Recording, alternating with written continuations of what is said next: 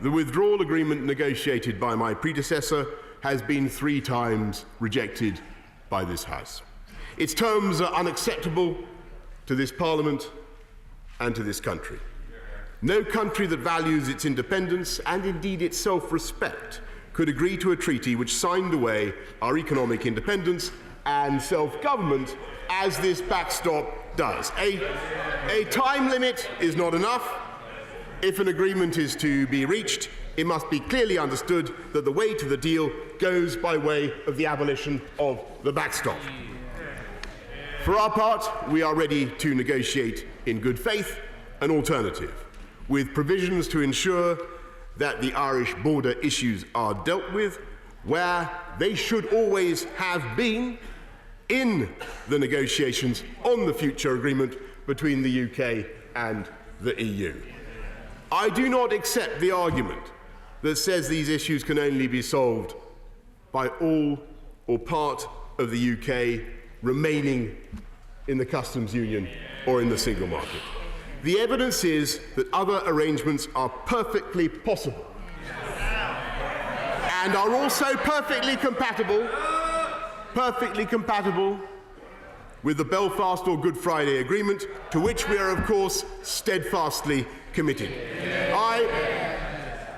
My team and my right honourable friend, the Secretary of State for Exiting the European Union, are ready to meet and talk on this basis to the Commission or other EU colleagues whenever, wherever they are ready to do so. And for our part, we will throw ourselves into these negotiations with the greatest energy and determination and in a spirit of friendship.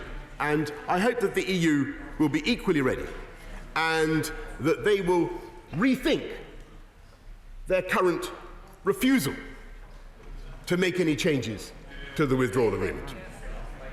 If they do not, we will of course have to leave the UK without an agreement under Article 50. The UK is better prepared for that situation than many believe. But we are not as ready yet as we should be. In the 98 days that remain to us, we must turbocharge our preparations to make sure that there is as little disruption as possible to our national life. And I believe that that is possible with the kind of national effort that the British people have made before and will make again. And in these circumstances, we would, of course, have available the £39 billion in the withdrawal agreement to help deal with any consequences. I have today instructed the Chancellor of the Duchy of Lancaster to make these preparations his top priority. I have asked the Cabinet Secretary to mobilise the civil service to deliver this outcome should it become necessary. And the Chancellor has confirmed that all necessary funding will be made available. I will also ensure £4.2 billion has already been allocated. I will also ensure that preparing for leaving the EU without an agreement under Article 50 is not just about seeking to mitigate the challenges, but also about grasping the opportunities. This is not just about technical preparations, vital though they are. It is about having a clear economic strategy for the UK in all scenarios, something in which the Conservative Party has always led the way. And it's about producing policies which will boost the competitiveness and the productivity of our economy when we are free of EU regulations. Indeed, Mr. Speaker, we will begin right away on working to change the tax rules to provide extra incentives to invest in capital and research. We will now be accelerating the talks on those free trade deals, and we will prepare an economic package to boost British business and lengthen this country's lead, which seems so bitterly resented by the benches opposite.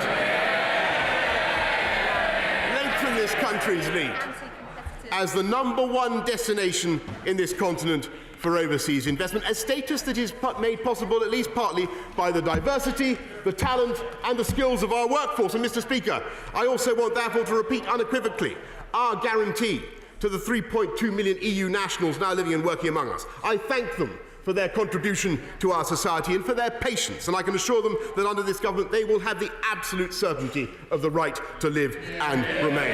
Mr. Speaker, I want to end by making clear my absolute commitment to the 31st October date for our exit.